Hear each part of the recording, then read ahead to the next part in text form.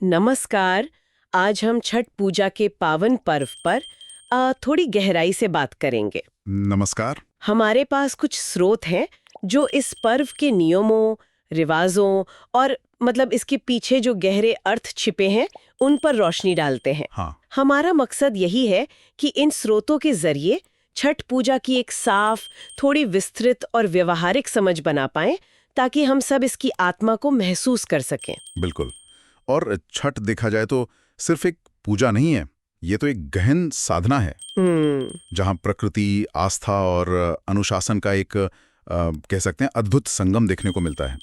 और ये स्रोत हमें इसकी बारीकियों को समझने में काफी मदद करेंगे। हाँ, और जानकारी यही बताती है कि छठ महज एक परंपरा नहीं, बल्कि एक महाव्रत है, एक शुद्ध संकल्प। सही बात है। इसमें नियम, श्रद्धा और पवित्रता ये सबसे ऊपर है। तो आज हम विस्तार से जानेंगे कि कौन सी आम गलतियों से बचना चाहिए और किन नियमों का पालन करना बहुत जरूरी है, ताकि सूर्यदेव और छठी मैया की कृपा मिल सके। और ये समझना भी जरूरी है कि ये नियम सिर्फ कोई कर्मकांड नहीं है, इनके पीछे गहरा आध्यात्मिक, सामाजिक और यहाँ तक कि मनोवैज्ञानिक महत्व भी छिपा है। स्रोत इसी को उजागर करते हैं। तो चलिए शुरू करते हैं। स्रोतों में सबसे पहले और सबसे ज्यादा जिक्र है पवित्रता का। छठ के दौरान साफ सफाई पर इतना जोर क्यों दिया जाता है? बताया गया है कि न सिर्फ पूजा स्थल जैसे नदी या तालाब का किनारा, बल्कि घर और आसपास भी पूरी तरह साफ होना चाहिए। हाँ, बिल्कुल। यहाँ तक कि प्लास्टिक का इस्तेमाल या घाट पर कपड़े धोना, इन चीजों से भी बचने को कहा गया है। तो क्या ये सिर्फ देवताओं के वास के लिए है या इसका कोई और पहलू भी है? देखिए, सवाल बहुत अच्छा है ये। बाहरी सफाई तो है ही, जैसा मानते हैं हम सब कि जहां स्वच्छता वहीं देवत्व। हाँ। स्रोत इस बात पर जोर देते हैं कि गंदगी के साथ की गई पूजा या अर्घ्य वो निष्फल माना जाता है। अच्छा। लेकिन ये बात इससे कहीं ज्यादा गहरी है। ये शारीरिक और पर्यावरणीय शुद्धि के साथ साथ असल में आंतरिक शुद्धि का भी प्रतीक है। आंतरिक शुद्धि कैसे? जब आप अपने आसपास के माहौल को साफ और पवित्र बनाते हैं, तो आप अनजाने में ही अपने मन को भी उस सात्विक ऊर्जा के लिए तैयार कर रहे होते हैं। ये एक तरह से पूरे माहौल को उस दिव्य ऊर्जा के स्वागत के योग्य बनाना है, उसे जैसे आमंत्रित करना है।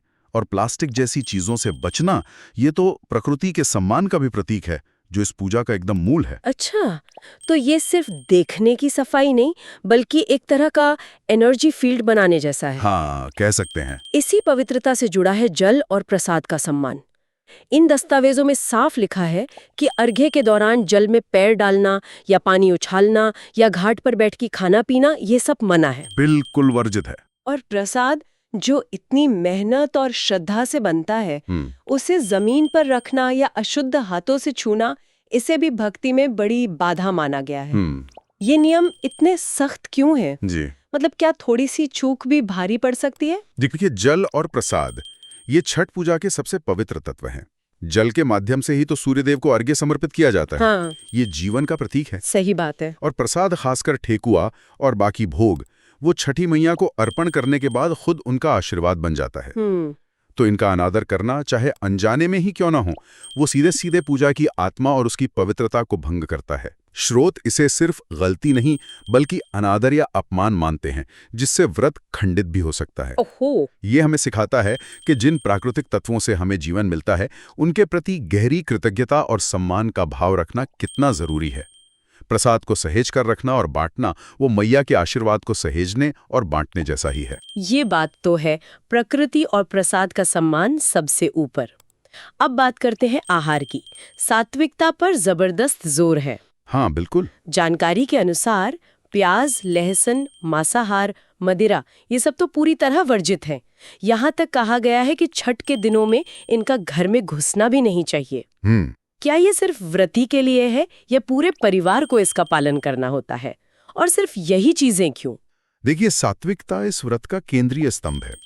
छठी मैया को परम पवित्रता और सात्विकता की देवी माना जाता है। अच्छा। प्याज, लहसुन, मांसाहार जैसी चीजें वो तामसिक या राजसिक प्रवृत्ति की मानी जाती हैं, मतलब जो मन में उत्तेजना, आलस्य या अस्थिरता ला सकती हैं। और छठ एक ऐसी साधना है जिसमें तन और मन दोनों का पूरी तरह शुद्ध और एकाग्र होना जरूरी है। सही। सात्विक भोजन शरीर को हल्का और मन को शांत रखता है, जिससे भक्ति और ध्यान में आसानी होती है। और हाँ, आपका सवाल था कि क्या यह सिर्फ व्रती के लिए है? हाँ। तो स्रोत बताते हैं कि उत्तम तो यही है कि पूरे घर में ही इन दिनों सात्विक माहौल रखा जाए। अच्छा, पूरे घर में? हाँ, जब घर का वातावरण शुद्ध और सात्विक होगा, तभी व्रती अपने कठिन व्रत को बिना किसी बाधा के निभा पाएगा। ये एक तरह से सामूहिक चेतना और समर्थन का भी प्रतीक है। यानी ये एक व्यक्तिगत व्रत होते हुए भी पूरे परिवार और माहौल को अपनी ऊर्जा में शामिल कर लेता है। ये तो काफी दिलचस्प है। बिल्कुल। शारीरिक और आहार की शुद्धि के साथ साथ मानसिक शांति पर भी उतना ही बल दिया गया है। हाँ, ये बहुत महत्वपूर्ण है। स्रोत कहते हैं कि व्रत के दौरान झगड़ा करना, किसी का अपमान करना या मन में क्रोध, ईर्ष्या जैसे भाव लाना, ये सब मना है। यहाँ तक कि उल्लेख मिलता है कि अशांत या कलुषित मन से दिया गया अर्घ्य स्वीकार्य नहीं होता। इसका पालन करना आज के समय में कितना चुनौतीपूर्ण लगता है और इसका आध्यात्मिक महत्व क्या है? ये बेहद महत्वपूर्ण है और शायद सबसे कठिन नियमों में से एक भी। हाँ, लगता तो है। छठ व्रत सिर्फ भूखे प्यासे रहने की शारीरिक तपस्या नहीं है, ये इंद्रियों और मन पर नियंत्रण की एक गहरी मानसिक साधना भी है। क्रोध, ईर्ष्या, द्वेष, लोभ, ये जो नकारात्मक भाव हैं, ये हमारी आंतरिक ऊर्जा को नष्ट करते हैं। ये भक्ति की तरंगों में बाधा डालते हैं। आप बाहर से कितने भी नियम पाल लें, अगर मन मैला है, अशांत है, तो पूजा का सार ही खो जाता है। सही बात। शांत, प्रेमपूर्ण, कृतज्ञ और क्षमाशील हृदय से की गई प्रार्थना ही सीधी सूर्यदेव और छठी मैया तक पहुंचती है। इसीलिए स्रोत चिताते हैं कि अशांत मन से दिया अर्घ्य व्यर्थ जा सकता है। ये हमें सिखाता है कि सच्ची भक्ति बाहरी दिखावे में नहीं, अंदर की निर्मलता में है। बात तो बहुत गहरी है। बाहरी नियमों का पालन तभी सार्थक है जब भीतर भी शांति और पवित्रता हो। अच्छा, एक और प्रतीक जो बहुत महत्वपूर्ण है, दीपक। हाँ, दीपक। संध्या और उषा अर्घ के समय घाट पर और घर में दीपक जलाए जाते हैं। इनके साथ किसी भी तरह की लापरवाही, जैसे हवा से बुझने देना या इनके सामने पैर रखना, ये क्यों माना है? और दीपक का बुझना अशुभ संकेत क्यों माना जाता है? दीपक यहाँ सिर्फ रोशनी का माध्यम नहीं है, ये ज्ञान, पवित्रता, आशा, सकारात्मकता और सात्विक ऊर्जा का प्रतीक है। जलता हुआ दीपक सूर्य देव की दिव्य उपस्थिति और उनकी ऊर्जा का प्रतिनिधित्व करता है। ये व्रती की श्रद्धा और उसकी भक्ति की लौ का भी साक्षी है।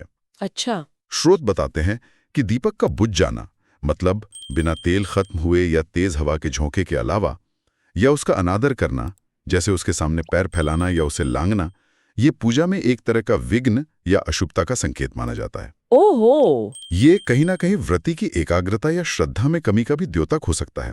इसलिए दीपक को संभाल कर रखना, उसे जलाए रखना, ये अपनी भक्ति की लौ को जलाए रखने जैसा ही है, जिसके बिना छठ की कल्पना भी नहीं की जा सकती। हाँ, सूप तो अनिवार्य है।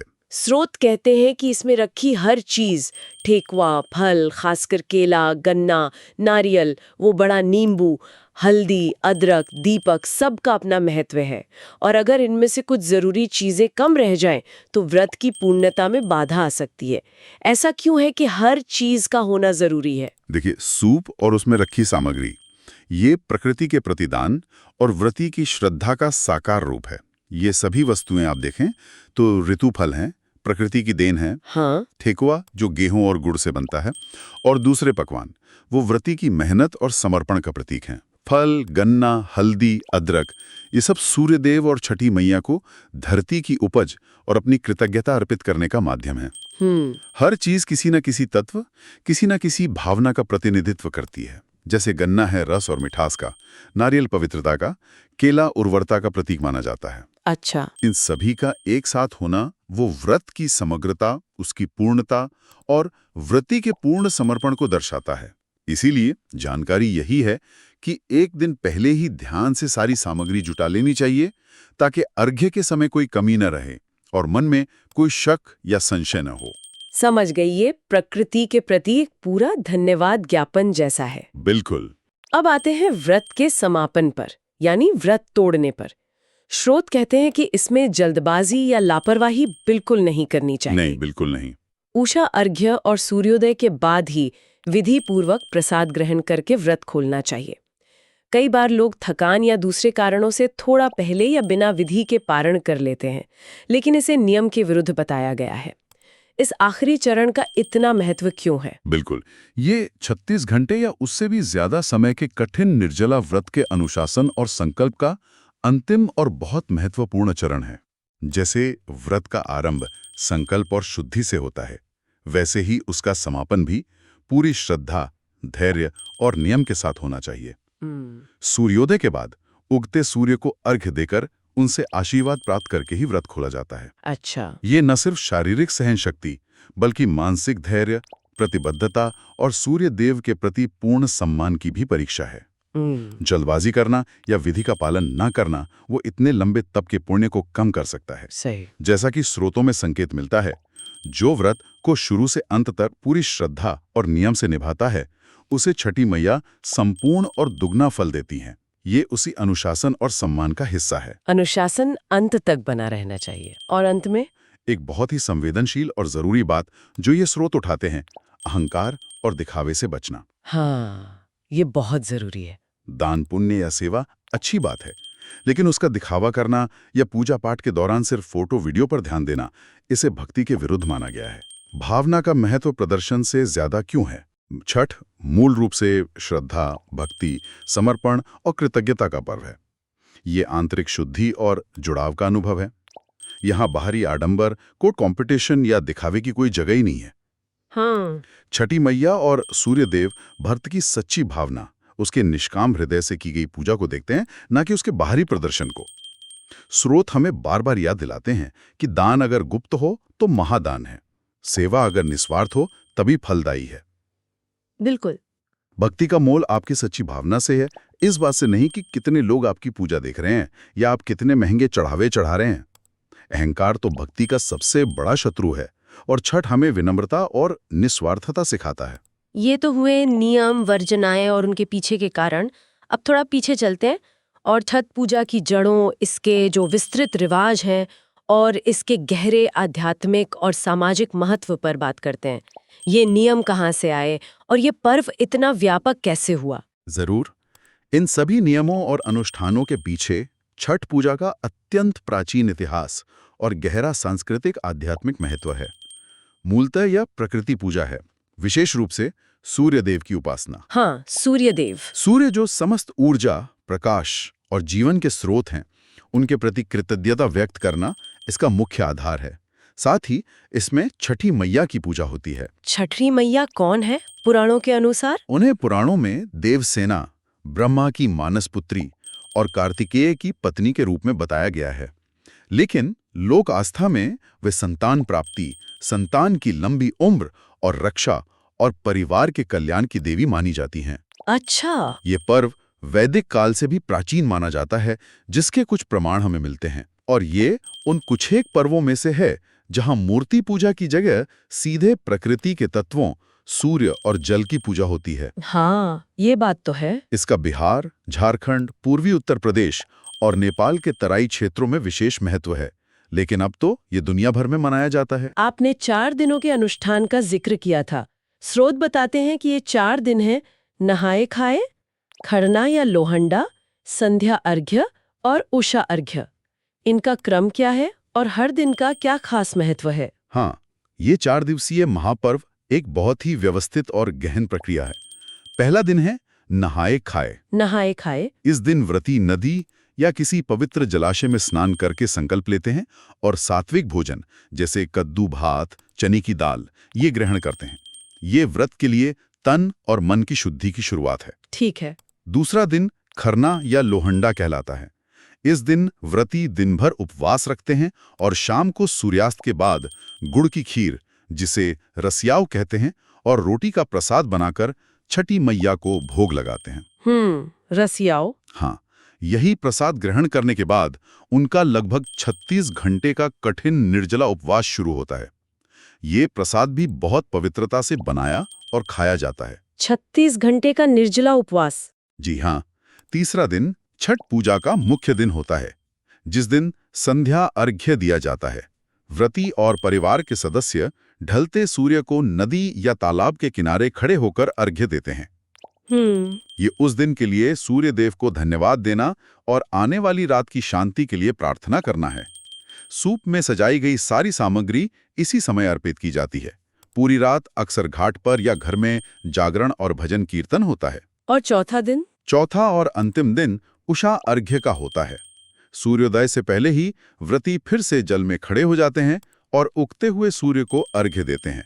ये जीवन में नई ऊर्जा, स्वास्थ्य, समृद्धि और आशा के संचार के लिए प्रार्थना है। अच्छा। अर्घ्य देने के बाद प्रसाद बांटा जाता है और फिर व्रती अदरक और जल से अपना व्रत खोलते हैं, जिसे पारण कहते हैं। पारण? हाँ, ये पूरा क्रम आप देखें तो प्रकृति के चक्र यानी सूर्यास्त और सूर्योदय, अनुशासन, शुद्धि और कृतज्ञता का एक अद्भुत संयोजन है। वाकई ये सिर्फ पूजा नहीं, एक पूरी जीवन शैली, एक दर्शन जैसा लगता है इन 4 दिनों में। क्या इन स्रोतों में इस व्रत के शारीरिक या मनोवैज्ञानिक लाभों का भी कोई जिक्र है? हाँ, बिल्कुल। आध्यात्मिक लाभ तो हैं ही, लेकिन स्रोत संकेत देते हैं कि इसके दूसरे लाभ भी हैं।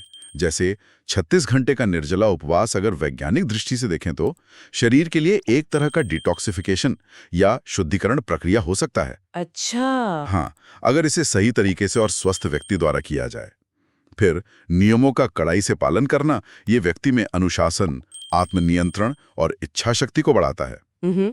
परिवार और समाज का एक साथ मिलकर इस पर्व को मनाना, एक दूसरे की मदद करना, ये सामाजिक समरसता और भावनात्मक जुड़ाव को मजबूत करता है। ये तो बहुत अच्छी बात है। और मानसिक शांति पर जोर देने से तनाव कम होता है और सकारात्मक सोच बढ़ती है। ये गहरी श्रद्धा और विश्वास का अभ्यास व्यक्ति को अंदर से शक्ति और शांति देता है। ठीक है, तो इस सारी विस्तृत चर्चा को अगर हम समेटें तो छठ पूजा के केंद्र में कौन सी मुख्य बातें उभर कर आती हैं? मेरे विचार में इन स्रोतों के आधार पर छठ पूजा के मर्म को कुछ बिंदुओं में समझा जा सकता है। पहला, प्रकृति, खासकर सूर्य और जल के प्रति अगाध श्रद्धा और कृतज्ञता। दूसरा, चरम स्तर की पवित्रता, न केवल शारीरिक और आहार की, बल्कि उससे भी ज्यादा मन, वचन और कर्म की पवित्रता। सही। तीसरा, कठोर अनुशासन और नियमों का पूरी निष्ठा के साथ पालन। चौथा, सादगी और स्वावलंबन, अपना प्रसाद खुद बनाना, साधारण बांस की टोकरियों का प्रयोग। और पांचवा, बाहरी दिखावे या आडंबर से परे सच्ची आंतरिक भक्ति और निष्काम भावना पर जोर। बहुत स्पष्ट रूप से आपने इसे संक्षेप में बताया। बिल्कुल। और यहाँ दिलचस्प बात यह है, जो यहाँ दिलचस्प है, कि ये नियम और अनुष्ठान केवल कुछ करने और न करने के निर्देश भर नहीं है। अच्छा। ये असल में ऐसी प्रक्रियाएं और अभ्यास हैं जिन्हें इस तरह से डिजाइन किया गया है कि भक्त अपने तन, मन, आत्मा और अपने पूरे परिवेश को इस पर्व की दिव्य और सात्विक ऊर्जा के साथ एकाकार कर सके। वाह! ये पूजा, तपस्या और कृतज्ञता का एक समग्र, एक होलिस्टिक दृष्टिकोण है, जहां जीवन का हर छोटा बड़ा पहलू भक्ति और साधना का अंग बन जाता है। यह व्यक्ति को प्रकृति और परमात्मा से सीधे जोड़ता है। तो इस सब का क्या मतलब निकलता है? ऐसा लगता है छठ पूजा सिर्फ वहां होने या रिवाज निभाने से कहीं ज्यादा गहरी चीज की मांग करती है। हाँ, बिल्कुल। ये उन नियमों के प्रति पूरी जागरूकता और सचेत पालन पर जोर देती है जो पवित्रता, अनुशासन और सच्ची भक्ति को जन्म देते हैं। इन छोटी छोटी पर महत्वपूर्ण बातों को ध्यान में रखने से, जैसा कि स्रोत भी इशारा करते हैं, ये अनुभव सतही न रहकर कहीं ज्यादा सार्थक, शक्तिशाली और फलदायी हो सकता है। व्रतपूर्ण, पवित्र और सफल होगा। सही कहा। था अपना संकल्प और अपनी पूरी पवित्रता घोलकर अर्पित करते हैं। और ये हमें एक महत्वपूर्ण विचार की ओर ले जाता है, और ये एक जरूरी सवाल उठाता है। छठ के इन विशिष्ट 4 दिनों के अनुष्ठानों और नियमों से परे जाकर हम प्रकृति के प्रति कृतज्ञता, सचेत पवित्रता यानी रोजमर्रा के जीवन में शुचिता के प्रति जागरूकता और अनुशासित भक्ति या कहें आध्यात्मिक अनुशासन के इन मूलभूत सिद्धांतों को अपने दैनिक जीवन में स्थायी रूप से कैसे अपना सकते हैं। ये सोचने वाली बात है। कैसे यह पर्व सिर्फ 4 दिन का उत्सव न रहकर जीवन जीने की एक बेहतर दृष्टि और शैली का हिस्सा बन सकता है। ये शायद श्रोताओं के लिए मनन करने योग्य एक विचार है। जय छठी मैया।